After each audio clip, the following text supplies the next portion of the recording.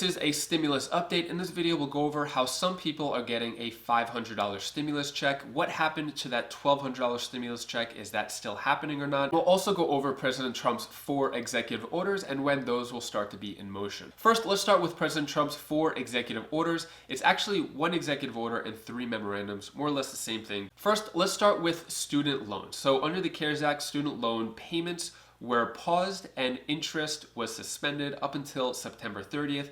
Under President Trump's executive order, it will be the same thing. It'll just be extended an extra 3 months until the end of December. This benefits around 35 million Americans who are paying their federal student loans. So there is no interest or payments that have to be made until 2021. Before we get into the other 3 executive orders, just to be clear, this is not official yet. Even though President Trump was on TV and he signed the executive orders, no action has been taken yet. And there are many lawmakers, Democrats, who are saying that if any of these will be done, if any action is taken, then they will take legal action to sue or to see if these could actually be done. Next executive order is unemployment. So President Trump is saying that people will get $400 in unemployment assistance in addition to whatever the states are giving them. The federal government will give $300 and it's the state's responsibility to give that extra $100. Now, really important, yesterday, Sunday, President Trump said that we have a system where we could do 100% or we could do 75%. They pay 25 and it will depend on the state. Then he says, and they will make a application, we will look at it and we'll make a decision. So originally when it came out, he said that the federal government will pay $300, states will pay $100, but now last night he said that we can have a system where we do 100%. So the federal government could pay that full $400 instead of $300, according to President Trump. So I went over these executive orders in more detail in yesterday's video. In this video, just to keep it short and to the point, I'm just going to briefly go over them. So yesterday, Seth Sill asked, when is the $400 going to start? That's a great question. So according to President Trump, he says he wants to start it immediately. But according to Michelle Evermore, an unemployment expert at the National Employment Law Project, she says that the state has to enter an agreement saying not only can they pay the benefit, but that they have to have some ability to administer the benefit. Building a brand new program could take the state months to accomplish. So President Trump is saying immediately. This person from unemployment is saying it could take months, so I'm not really sure when. Next executive order is on evictions. So there is no actual legislation or a moratorium to help out the 12 million renters that are in federally backed houses. So it is not a moratorium just like it was in the first CARES Act. It is more just a suggestion. So it's suggesting that they look into some solution for it, and there's no money set aside to help homeowners or renters. So this is kind of a weird executive order because there's no legal action to be taken. It's more of a suggestion for these departments to look into a solution. So many people are wondering, how legal is it for President Trump to do these executive orders? Can he actually do it? Is it part of the negotiation process for Democrats to come to the table and lower their offers? We're not really sure yet, but yesterday, Steve Mnuchin said, we've cleared with the Office of Legal Counsel all these actions. If the Democrats want to challenge us in court and hold up unemployment benefits to those hardworking Americans that are out of a job because of COVID, they're going to have a lot of explaining to do. Let me know what you think about this. And the next executive order, probably the most controversial one, is the payroll tax deferral. So what this is, we all pay payroll taxes anytime we get a paycheck. For example, Social Security is 6.2%. So that means for every $1,000 we make, $62 is going to Social Security.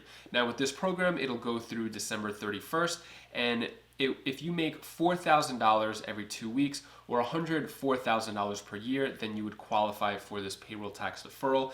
And President Trump is saying that if he gets elected, that it won't be a deferral program, he'll actually permanently cut this payroll tax. The payroll tax deferral program is more of a loan. So these payroll taxes, Social Security, Medicare, that you would normally pay, that would be taken out of your paycheck, you're actually getting it in your paycheck. You would just have to pay it back later. We don't know when, but as I mentioned before, if President Trump is elected, then you don't have to pay it back at all. You get to keep it. And then Patricia Knoll commented yesterday, reducing payroll tax is a threat to Social Security and does nothing for people who are unemployed. It's a terrible idea and it sets the stage for those who want to do away with Social Security. Thank you for your comment, Patricia Knoll. So this is what a lot of people are worried about, that if money is not going towards Social Security program, that it could lower the payments that Social Security makes to elderly and anyone else on Social Security benefit. If you weren't aware, payroll tax is the primary source of the Social Security program. So I found this, that last year, 944.5 billion, which accounted for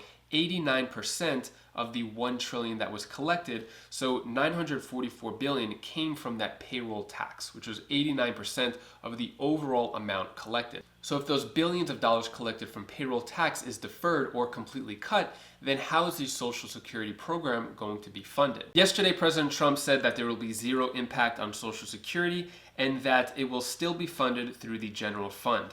Also, Steve Mnuchin yesterday was grilled by Chris Wallace on Fox News, asking a little more. I'm going to play you that clip right now. He's saying that it's going to come from a general fund, but it's kind of confusing. I want to pick up on what you just said, that if the president's reelected, he would like to cut the payroll tax. The payroll tax is what finances Social Security. The payroll tax is what finances Medicare. Democrats are now saying if President Trump is reelected, he's going to gut those programs because he's going to gut the tax that pays for them. Chris, that's not the case. There would be an automatic contribution from the general fund to those trust funds. The president in no way wants to harm those trust funds, so they'd be reimbursed just as they've always been in the past when we've done these types of things. So you're saying that there'd be no payroll tax cut, there'd be an income tax, what, increase? Because we're already running huge deficits, so how are you going to pay for it from the general fund? Chris, there's a payroll tax cut, which is like any other tax cut to hardworking Americans, and you just have a transfer from the general fund. So during fiscal times, we're focused on tax cuts, regulatory relief, direct payments to Americans.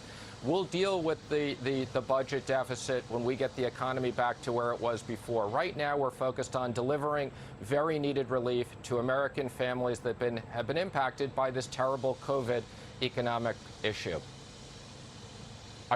Just to be clear here, though, the Democrats are saying the result of a payroll tax cut is it would mean a cut in benefits for Social Security and Medicare, to which you say that's just factually inaccurate. There'd be no reduction to those benefits, and the president's made that very clear.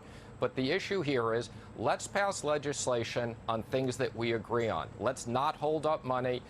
Personally, after watching this, I'm still a little confused about this general fund and how it'll help out with the Social Security program. I applaud Chris Wallace for staying on top of it and not letting it slide. He actually asked the right questions. But let me know what you think about this down in the comments below.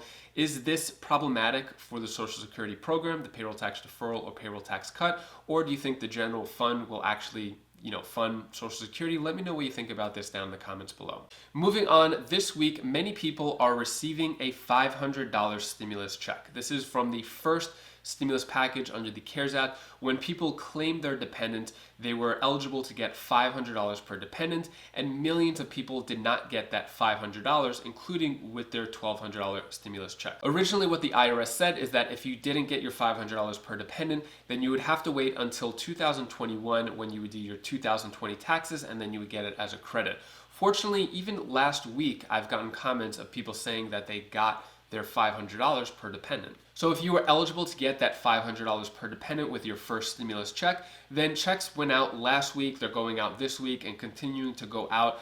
You'll get it the same way that you got your stimulus check. So whether it was a mail check or it was direct deposit or net spend, however you got that first check is the same way you're going to get this $500.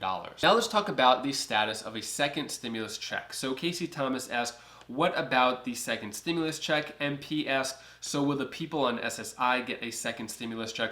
Are we even getting a second stimulus check? Why didn't President Trump include a second stimulus check with his executive orders? Let me answer all those questions right now. So President Trump didn't include a second stimulus check with his executive orders because as the President of the United States, he doesn't have any control over the money. So if he could, if it was in his power, I'm sure he would have given a very high amount of stimulus check probably months ago. Now the question of are we still getting a second stimulus check? Unfortunately, it is up for negotiation. So Republicans and Democrats both agree on $1,200. In terms of getting a second stimulus check, they actually want us to get a second stimulus check.